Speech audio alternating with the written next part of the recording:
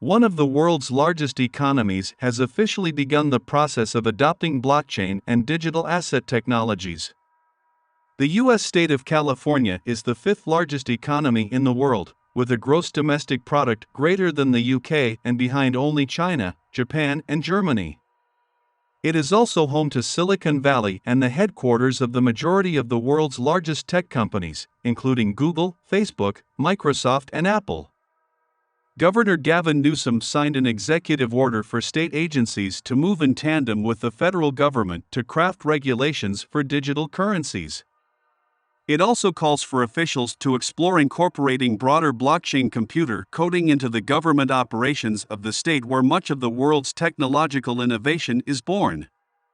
Of the 800 blockchain businesses in North America, about a quarter of them are in California, dramatically more than any other state, D.D. Myers, senior advisor to Newsom and director of the Governor's Office of Business and Economic Development, told CNBC.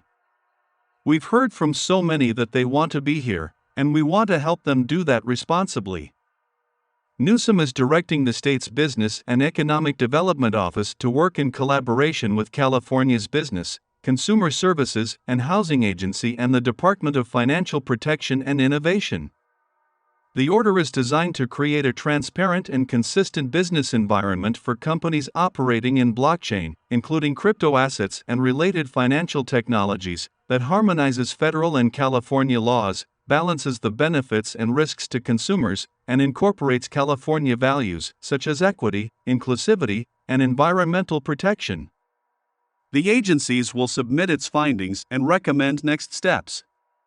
According to the order, it will reflect consultation with relevant state agencies regarding the forthcoming federal reports on the relationship of crypto assets to priorities in energy, climate, and preventing criminal activity. Myers said the agencies plan to hold roundtables and listening sessions with industry leaders, consumer advocates, and even critics. "The opportunities are almost endless," Myers said. "We can do things like remove middlemen from transactions involving real estate or even automobiles. We can use it to protect people's identity and provide benefits to people through government services. If we're selling carbon offsets, we can make sure the same forest isn't being sold twice and that there's some record that's transparent."